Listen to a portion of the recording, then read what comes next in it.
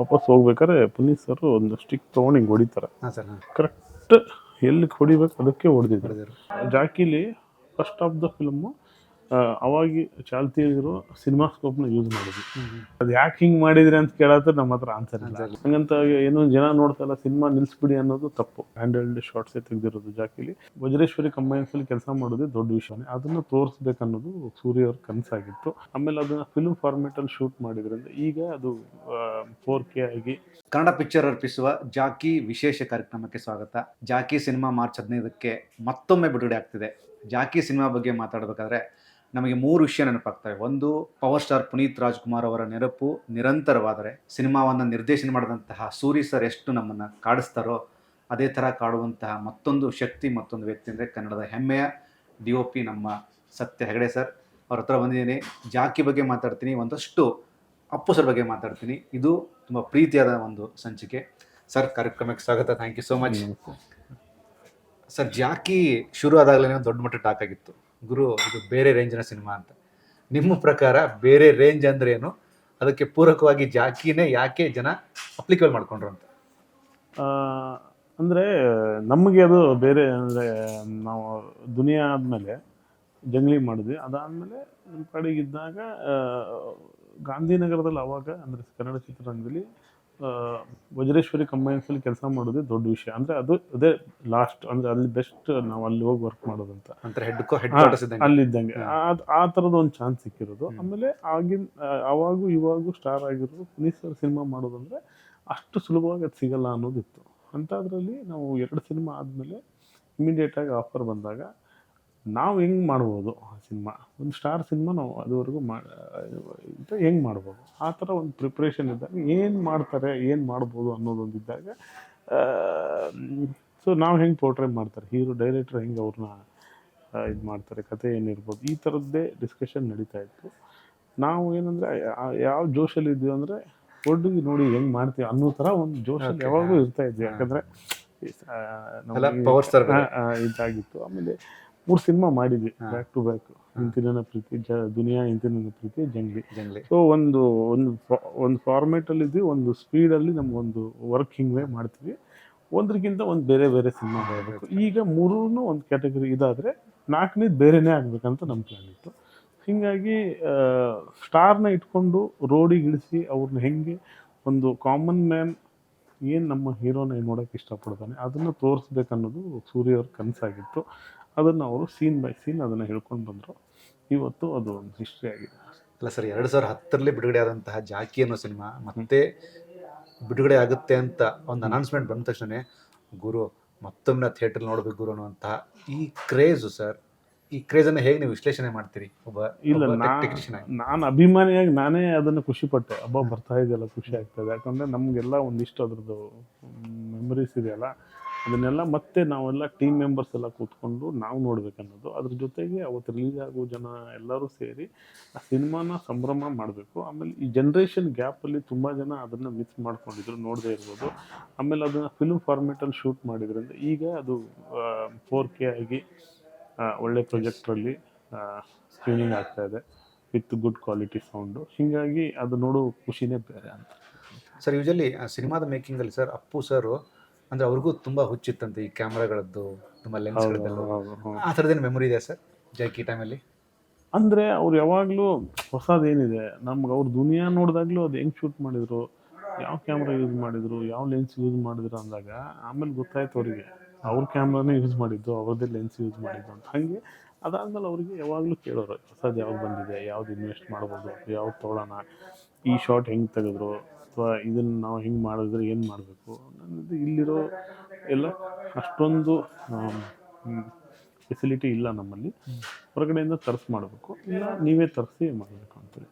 ಇವನ್ ನೀವು ಜಾಕಿಲಿ first of the film ಅವಾಗಿ ಚಾಲ್ತಿಯಾಗಿರೋ ಸಿನಿಮಾಸ್ಕೋಪ್ನ ಯೂಸ್ ಮಾಡಿದ್ವಿ. ಅದೇ ಟೈಮಲ್ಲಿ ಸೂಪರ್ 35 ಟ್ರೆಂಡಿಂಗಲ್ಲಿತ್ತು, ಅಂದರೆ ಹೊಸ್ದಾಗಿ ಬಂದಿತ್ತು ಸರ್. ಹೌದು. ಸೊ ನಾವು second half of the cinema full super 35ಲೇ ಶೂಟ್ ಮಾಡಿರೋದು. ಸೊ ನಿಮಗೆ ವಿಲೇಜ್ವರೆಗೆ ಇರ್ತಾನೆ, ಅಲ್ಲಿಂದ ಒಂದು ಪೊಲೀಸ್ ಸ್ಟೇಷನ್ವರೆಗೂ ನಿಮಗೆ ಸಿನಿಮಾಸ್ಕೋಪು. ಪೊಲೀಸ್ ಸ್ಟೇಷನಿಂದ ಏನು ಕತೆ ನಡೆಯುತ್ತಲ್ಲ ಅದು ಸೂಪರ್ 35 ಆ್ಯಕ್ಚುಲಿ ಅವ್ರ ಹತ್ರ ಇಲ್ಲಾಗಿತ್ತು, ಹೊರಗಡೆಯಿಂದ ತರಿಸಿ ಯೂಸ್ ಮಾಡಿ ಆ ಸಿನಿಮಾನ ಕಂಪ್ಲೀಟ್ ಮಾಡಿದ್ದು. ಸೊ ಹೀಗಾಗಿ ಅವರು ಟೆಕ್ನಿಕಲ್ ಆಗಿ ಅವ್ರ ಸಪೋರ್ಟು, ನಮ್ಮದೇ ಪ್ರೊಡಕ್ಷನ್ ಆದರೂ ಹೊರಗಡೆಯಿಂದ ಕ್ಯಾಮ್ರಾ ತರಿಸಿ ಮಾಡಿದ್ದು. ಅವ್ರ ಸಿನಿಮಾ ಬಗ್ಗೆ ಇರೋ ಪ್ರೀತಿ ಮತ್ತು ಟೆಕ್ನಾಲಜಿ ಬಗ್ಗೆ ಅವರು ತಿಳ್ಕೊಂಡಿರೋ ನಾಲೆಜ್. ಸರ್ ನನಗೆ ನೆನಪಿದೆ, ಜಾಕಿ ಸಿನಿಮಾ ಪ್ರಸನ್ನಾಗೋ ಪ್ರಮೋದಕ್ಕಿತ್ತು ಸರ್.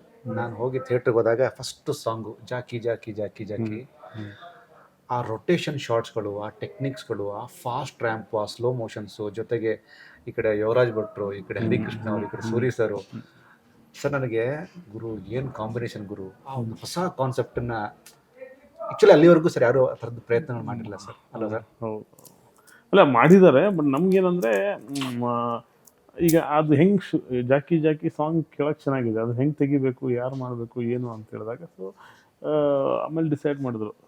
ಡೈರೆಕ್ಟ್ರು, ಲಿರಿಕ್ ರೈಟ್ರು, ಮ್ಯೂಸಿಕ್ ಡೈರೆಕ್ಟರ್ ಕೂತ್ಕೊಂಡಿರ್ತಾರೆ.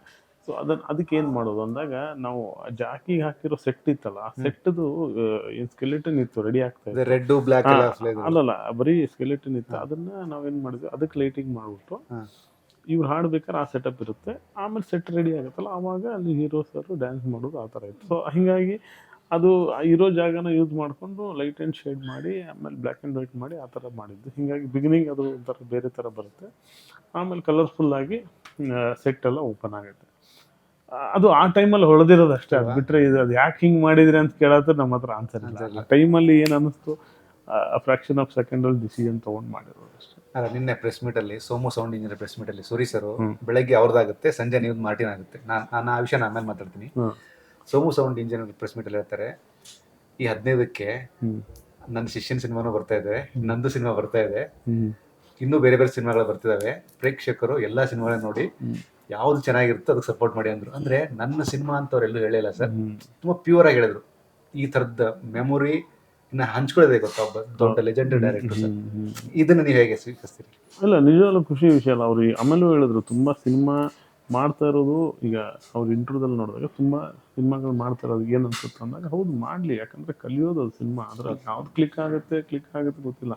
ಹಂಗಂತ ಏನೋ ಜನ ನೋಡ್ತಾ ಇಲ್ಲ ಸಿನಿಮಾ ನಿಲ್ಲಿಸ್ಬಿಡಿ ಅನ್ನೋದು ತಪ್ಪು ಅಲ್ವಾ. ಆ ಪಾಯಿಂಟು ತುಂಬ ಚೆನ್ನಾಗಿತ್ತು. ಅದ್ರ ಜೊತೆಗೆ ಎಲ್ರೂ ಸ್ವೀಕರಿಸ್ಬೇಕಲ್ಲ, ಅದು ಯಾರು ಅವರು ಶಿಷ್ಯಂದರು ಎಲ್ಲ ಚೆನ್ನಾಗಿ ಮಾಡ್ತಾ ಇದ್ದಾರೆ, ಇದೊಂದು ಹಬ್ಬ ನಡೀತಾ ಇದೆ, ರಿಲೀಸ್ ಆಗ್ತಿರೋದು, ಎಲ್ಲರೂ ಎಂಜಾಯ್ ಮಾಡಬೇಕು.